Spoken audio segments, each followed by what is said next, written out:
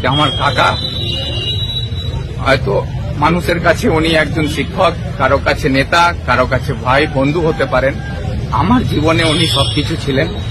আজকে উনি নাই, মানে আজকে আমার বাবা যখন চলে যায় আমি হয়তো তখন বুঝতে পারি, কিন্তু আজকে হাফিজ সাহেব যাবার পরে যেটাকে বলে কি অনাথ হওয়া, ইয়াতিম হওয়া, আজকে সেই অনুভবটা আমার হচ্ছে কি আমার মাথার উপর থেকে আমার গার্জেনের হাত সরে গেল।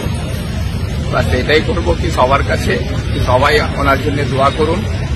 আর উনি রাজনীতিগতভাবে মানুষের সেবা করেছেন, শিক্ষক হিসাবে এই এলাকার ছাত্রছাত্রীদেরকে প্রতিষ্ঠ করার চেষ্টা করেছেন। সবাই ওনাকে ভালোবাসে, শ্রদ্ধা করে। আমরাও চাই যে ওনার যে জীবনে যে পথ উনি দেখিয়েছেন, সততার পথে উনি সবসময় চলেছেন, সাহস নিয়ে এগিয়েছেন, সেই পথে যাতে আগামী দিনে আমরাও মাথা তুলে চলতে পারি। আমার কাছে মানে বলার কোনো শব্দ নেই। শব্দে আমি হাফিজ আলম সায়রানিকে ব্যাখ্যা করতে পারবো না।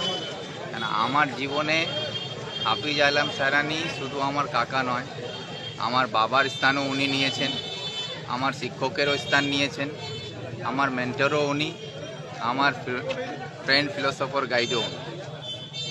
মানে একটা মানুষ কত রকম ভূমিকা নিতে পারে একটা মানুষের